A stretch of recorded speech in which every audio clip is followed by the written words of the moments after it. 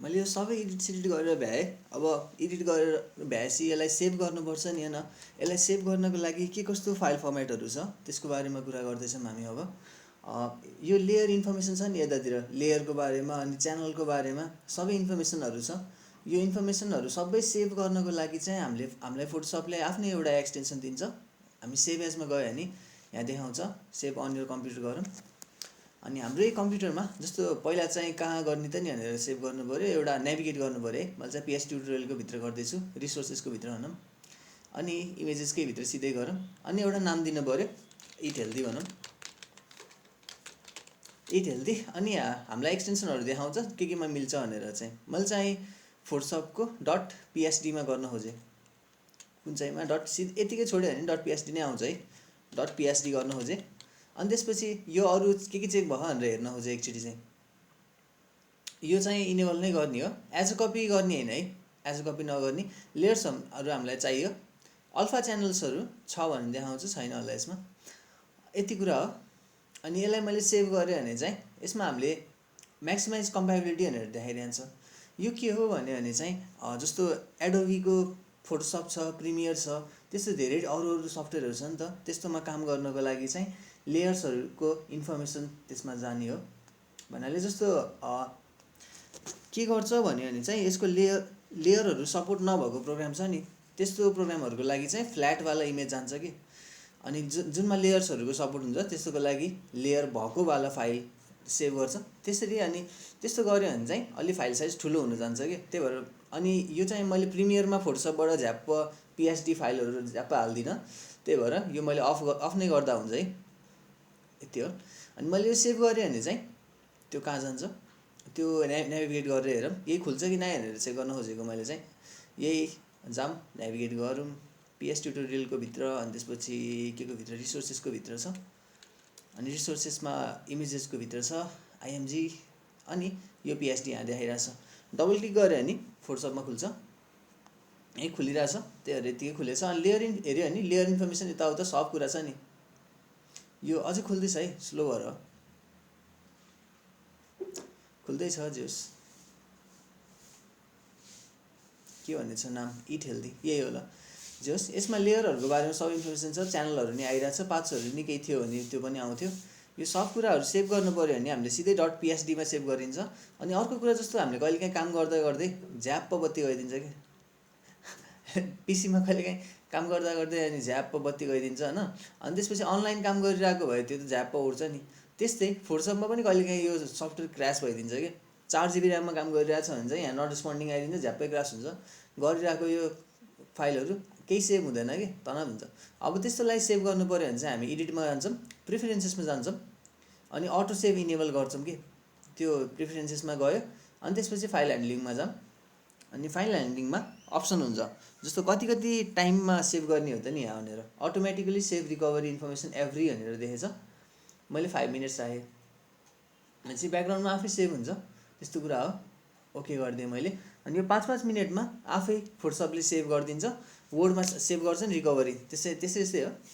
अनि कुनै केसमा क्र्यास भइदियो भने आफै फोटोसप जब अर्कोचोटि खुल्छ त्यतिखेर चाहिँ यो PSD फाइलसँग खुल्छ कि, अनि त्यतिखेर सेभ गर्न मिल्छ। अनि अर्को कुरा चाहिँ जस्तो हामीले केही फेर्दैछौँ है यसमा, जस्तो इट हेल्दी भने मैले चाहिँ एउटा डब्बा राखेँ, एउटा डब्बा ल रेक्ट्याङ्गल, यसमा एउटा लेयर बनाएँ मैले, यो माथि एउटा लेयर बनाएँ यसरी। अनि केही नाम दिउँ जे पाइदिएँ। अनि यसमा मैले रेक्ट्याङ्गल बनाउन खोजेँ यसरी, रेक्ट्याङ्गल भनेको लाइन आएछ, ग्रेडियन्ट टुल रहेछ यो। रेक्ट्याङ्गल बनाऊँ, एउटा रेक्ट्याङ्गल टुल नै छ। अनि मैले एउटा रेक्ट्याङ्गल बनाएँ यतिको, ल यो मेरो रेक्ट्याङ्गल भयो।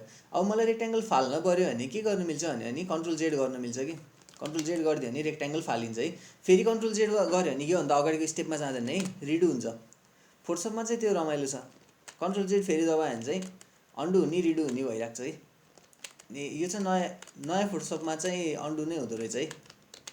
तर हामीले एक्सन्सहरू के गरेछौँ भनेर हेर्नको लागि चाहिँ विन्डोजमा जाने, विन्डोमा गएर अनि हिस्ट्रीको प्यानल खोल्यो भने देखाउँछ कि।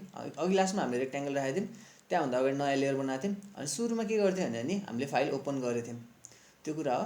अनि यो चाहिँ सायद 50 वटा सेभ गर्थ्यो कि पहिलाको भर्जनले, अहिलेकोले कतिवटा गर्छ। अनि जस्तो 50 वटा भन्दा बढी एक्सन्सहरू त सेभ गर्दैन नि त हामीले के गरेछ भनेर एक्टिभिटी। भने चाहिँ 50 भन्दा माथि छ भने ओपन गरेकैमा जान्छ भने यहाँ क्लिक गर्ने अनि त्यसपछि सेभ गर्दा हुन्छ केही कुरा गरिरहेछ भने चाहिँ। त्यति छ।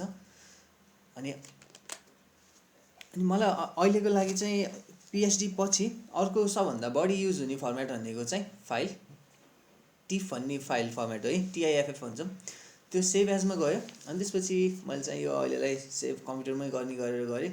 अनि फोल्डर अघि जुन खोलेको थिएँ त्यही फोल्डरभित्र जान्छ। अनि यहाँ हेऱ्यो भने चाहिँ TIFF लेखेछ। यो TIFF भनेको चाहिँ अर्को स्ट्यान्डर्ड फर्मेट हो। TIFFमा चाहिँ फ्ल्याट इमेज पनि सेभ हुन्छ भनेको इमेज मात्रै सेभ हुन्छ, अनि लेयर्सको बारेमा इन्फर्मेसन पनि सेभ हुन्छ कि दुइटै सेभ हुन्छ। फ्ल्याट इमेज पनि सेभ हुन्छ प्लस लेयर्स पनि सेभ हुन्छ, त्यही भएर फाइल साइज अलि ठुलो हुन्छ। जस्तो कस्तो भन्ने नि यसमा लसलेस कम्प्रेसन हुन्छ कि कम्प्रेसन खासै हुँदैन भन्न खोजेको, फाइलको साइजेस ठुलो हुन्छ तर क्वालिटी दामी आउँछ कि। जस्तो इमेजेस के अरे अडियोहरूमा रेकर्डिङ गर्दाखेरि कि डाइरेक्ट माइक्रोफोनबाट .wavमा आउँछ नि, अनि वेभको अडियोहरूलाई हामीले MP3मा हाल्छौँ नि कम्प्रेस गरेर सानो बनाउनलाई, अनि एडिट गर्दा त वेभ नै राम्रो हुन्छ नि त लसलेस भएको भएर, त्यस्तै कुरा हो। अनि प्रिन्टको लागि चाहिँ टिफ नै युज गरिन्छ हामीले सकभर। अनि यसमा चाहिँ लेयर्सहरूको इन्फर्मेसन हुन्छ अनि अल्फा च्यानल्सहरूको इन्फर्मेसन हुन्छ। यसमा लेयर्स भन्दा नि हामीले अल्फा च्यानल्सहरूको बारेमा राख्नुपर्छ है। यहाँ केही थियो भने चाहिँ अल्फा च्यानल्सहरू राख्ने हो हामीले। अनि यो सेभ गऱ्यो भने चाहिँ .tifमा सेभ हुन्छ। अनि कम्प्रेसनको कुरा गरिरहेछ, इमेज कम्प्रेसन मलाई खासै चाहिँदैन तर यो भनेको लसलेस हो है। LGW भनेको चाहिँ लसलेस हो, यो युज गर्दा हुन्छ। जिप भनेको नि लगभग उस्तै हो, अलिअलि कम्प्रेसन हुन्छ।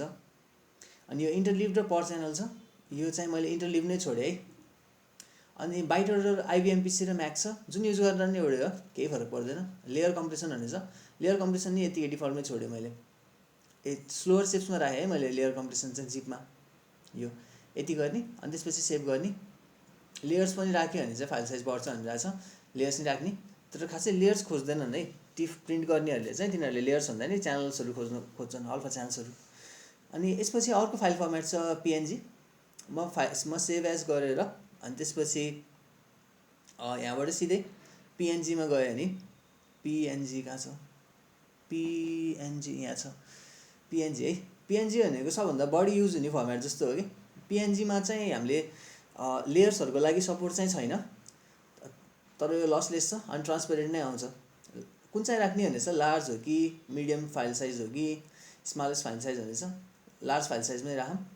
अनि त्यसपछि खोलेर हेरौँ है कहाँ गयो भनेर। eathealthy.png यसलाई मैले फोटोसपबाट खोल्यो भने सिधै ड्र्याग गरेँ भने कस्तो रहेछ भनेर हेर्न मिल्छ कि यहाँ आइरहेछ नि त। यसलाई नयाँ लेयरको रूपमै सेभ गर्छ कि, सेभ गर्दाखेरि फोटोसपले चाहिँ यो लेयरको इन्फर्मेसन के है एउटा लेयरकै रूपमा राखिदिन्छ हामीलाई चाहिँ, त्यो चाहिँ रमाइलो छ।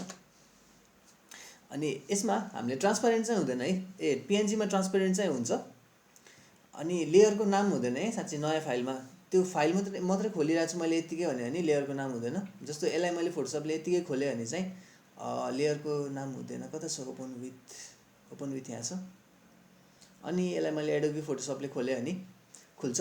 अनि हेऱ्यो भने चाहिँ यहाँ ब्याकग्राउन्ड भनिदिन्छ नि, अनि यसमा ट्रान्सपेरेन्सी चाहिँ हुन्छ है हुनलाई चाहिँ, तर लेयर लक गरिदिन्छ। जे होस् अरू सबै कुराहरू चाहिँ हुन्छ है, च्यानल्स चाहिँ हुन्छ, यति कुरा हो। अनि हामीले अघि गरेको टिफ गऱ्यौँ अनि PNG गऱ्यौँ अनि PSD भन्यौँ। PSD भनेको चाहिँ लेयर्सहरू जे काम गरिरहेछ सबै कुरा सेभ गर्नु छ, त्यहीँबाट फेरि स्टार्ट गर्नु छ भने PSDमा गर्ने हो। PNG भनेको चाहिँ अलि हाई क्वालिटीको आउँछ वेबसाइट्सहरूमा कि, जस्तो ट्रान्सपेरेन्ट चाहिन्छ नि त्यस्तो ठाउँमा PNG युज गर्ने हो। टिफ भनेको चाहिँ प्रिन्टको लागि हो। त्यहाँ बाहेक अझै एउटा फर्मेट पनि छ, त्यो भनेको चाहिँ JPG हो। JPG भन्छ नि जानी, जस्तो यसैमा हेऱ्यो भने .jpg भनिरहेछ नि, यो खाले .jpg फर्मेट।